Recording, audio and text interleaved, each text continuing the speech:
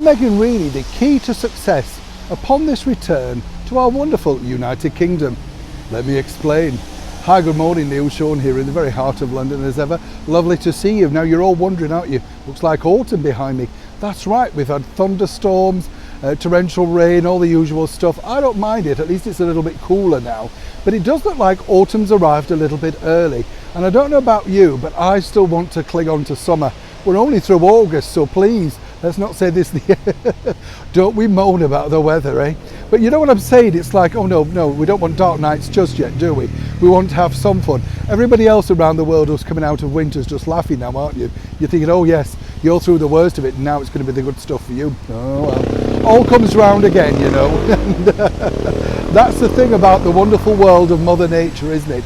Whatever happens, it comes back around. Back as ever though to your breaking roll story of the day. Seriously, this is becoming again a bit of a circus with the Harry and Meghan show returning back here to the United Kingdom, and let me explain the reasons why. As we saw recently when Harry and Meghan went over to New York to the United Nations, which was again a bit of a damp squib. I mean, everything they've done has really been something of a damp squib, hasn't it? You know, when you analyse exactly the successes, if I was Harry and Meghan, particularly when you're paying these people so much, what could you actually say was a huge success?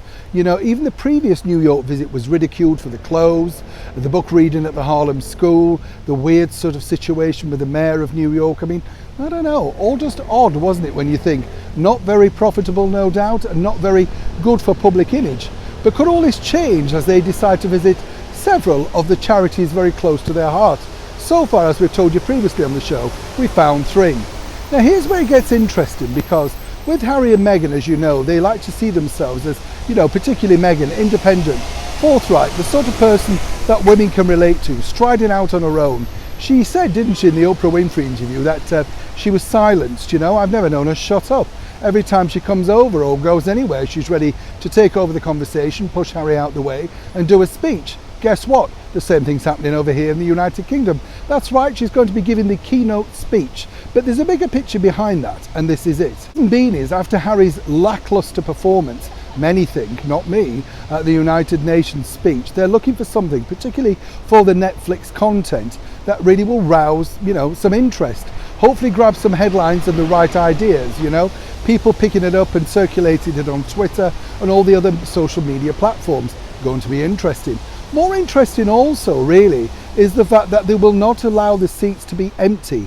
My sort of thing would be, and as ever I have to say allegedly, that they will be onto a very good seat filler service. These are the things where they put emails out to places saying, you know, come along, make sure you're wearing this, you need to look enthused, clap at all the right stuff, so the audience look, you know, a little bit like an Ellen audience used to look, like they drunk too much sugar and had too many jelly babies before the camera started rolling. You get the picture.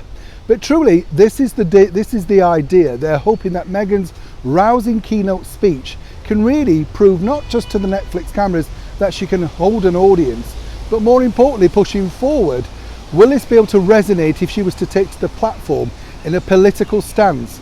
And whatever they say over in Montecito, this is the bigger picture. It's Meghan centre stage, holding court, being able to hold an audience, and more importantly, no doubt, show Prince Harry how it should be done.